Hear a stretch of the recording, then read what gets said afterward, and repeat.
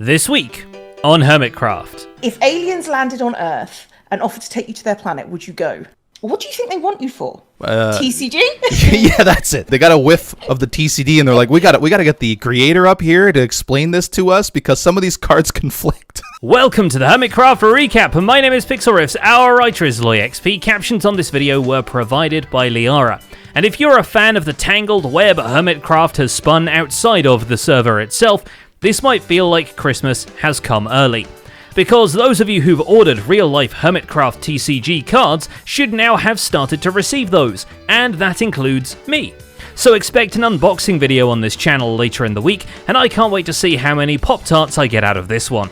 You gotta do Journey, baby, come on! Nice, some Journey, that's awesome. By the time you're watching this video, Decked Out 2 has also had its first non-Hermit guest players, as Skizzleman, Solidarity, H-Bomb, In the Littlewood, Smallish Beans, and LD Shadow Lady were all invited to join the server for a one-day event in which they delve the dungeon with, presumably, no idea what to expect. Naturally, with the game structured into 8 phases, there's no way any of them are winning Decked Out in a single day, so this really is just because Tango wanted to feed more people to the Ravagers. And of course, both Hermitcraft Plays Vault Hunters and Secret Life continue apace, but there's still action happening on the server that launched 1,000 spin-offs, so let's take a look at all the events and mishaps that occurred on the Hermitcraft server this week.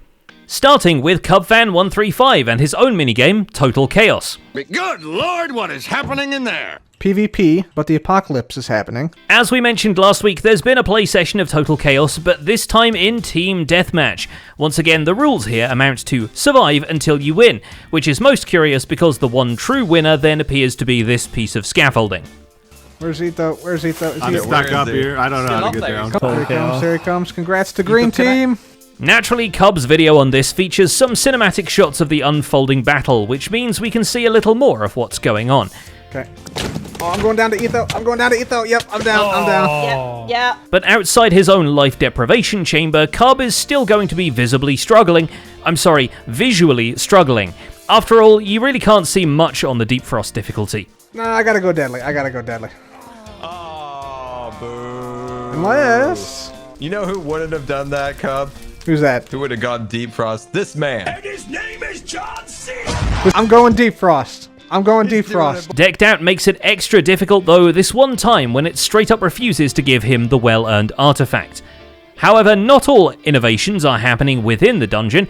After all, Cub does introduce the much-anticipated sequel to Doja Cat, Dojo Horse. He's a super speedy boy. We found this guy on a volcano, actually, near Scarland. A magnificent beast. Despite the games being over, Total Chaos is still inflicting pain on some players long afterwards, because Joe Hills also attempts a Deep Frost difficulty run of Decked Out, but when he dies to a Ravager before reaching the Black Mines, he respawns at Total Chaos, then proceeds to have a hard time getting back through Cub's firework-flinging nether tunnel. Yeah, and I left the Pick of Shame inside of there. I know I'm doing really great, y'all. Dang it, Cub, make a safer hallway. Somehow this doesn't put him off playing more minigames, and he reunites with iJevin, Cubfan, and Hypno for a run around False Symmetry's Iceboat Racecourse, before retiring to the secret clubhouse at Cub's museum for some stat poker, in which we learn Joe has no creeper deaths this season, which is impressive on its own, but sadly a fact Joe doesn't recall when it would be most ususeful to his bank balance. I've never been killed by a creeper. Oh, I should have. Oh, Joe! Oh no! I shouldn't have folded. Joe. I've only died to a creeper one time. I've died to a creeper so many times in my Minecraft, God. just never this season fellas. apparently. Joe, if you need more diamonds, let me know. No, I'm pretty sure it's not me.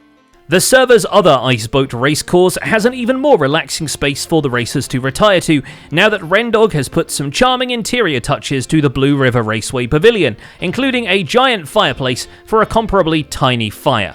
Coming together a treat. I'm going to take you guys on a full immersion tour. In all its aesthetic harmony, the pavilion really makes a change from all that grey wool he's having to put into the Scabland Castle, which might be breaking the server on more than just an artistic level, but more on that when we get to Doc M.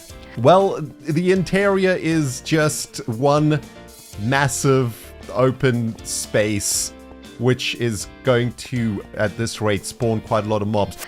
In the meantime, Ren does 2 more test laps of the boat race course, which now has boost pads of blue ice along the sharpest racing lines, helping skilled drivers to get the edge over their opponents. The greatest boater in the world, but we did lose a little bit of time there on the sand trap. That is fine. We are coming into the Polar Bear Express faster than we did. Not all minigames are going to require this level of Minecraft playing chops, however, and Vintage Beef proves that with his episode this week.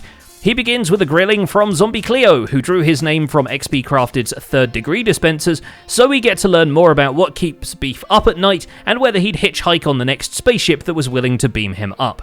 If aliens landed on Earth and offered to take you to their planet, would you go? Oh, that's such a good question. 6 years ago, I wasn't, I didn't have a wife, Cleo.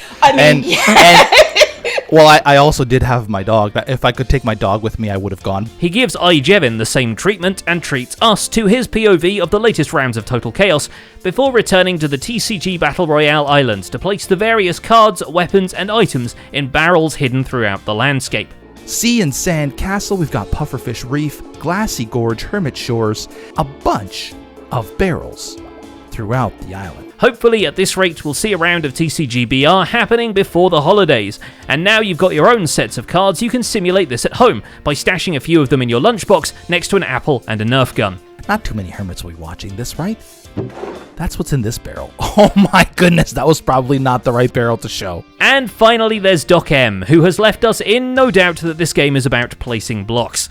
In a time-lapse of epic proportions, those proportions being width and also height, Doc finishes the enormous community-designed mural that spans one wall of the perimeter. And then the Mojang skin servers break, so he's stuck with the default FA skin and can't even take credit. Dude, what? Tangle! What are you wearing? But he can't just stand around wondering what the FA is happening. He's got a mangrove farm to construct so he can add water pipes to all the sandstone friezes bordering the top section of the perimeter, which marks yet another occasion he builds a farm outside of the giant farming hole. Now you can't see anything anymore, right? It's just grown in. This farm also spits out propagulls, but it's not self. Doc's Deep Frost decked out attempt almost goes the distance, and he at least gets to witness the final layer of Tango's creation. He even finds the artifact he was directed to locate, but shortly after he trips over his own feet and leaps into the lava. That'll do it. Doc, the first jump, come on! You got to the other side of the level, you got your artifact, that's not bad. We look forward to future attempts in the Burning Dark, but in the meantime he's got to make sure the server itself isn't on fire, because of all things, Rendog building the Scabland Castle has loaded the exact chunks of the perimeter that generate Wither Skulls without generating the bit of the box that destroys them. And if unintentionally crashing the server just by existing isn't Scabland fulfilling its purpose, we don't know what is. Right, it's only, I'm Sherlock Holmesing it together after the fact, because if you come in here, load, the things happen so fast you won't see an explosion or anything. That Wither reactor, it's haunting us, man. If you're building in the wrong spot, I'm really contemplating if I should put a permanent chunk loader there. And that's about it for this week's recap. Our writer is LoyXP, and my name is Pixelriffs. Captions on this video were provided by Liara. Don't forget to leave a like while you're still here, and subscribe so you won't miss future recaps. Thanks for watching, and we'll see you next week.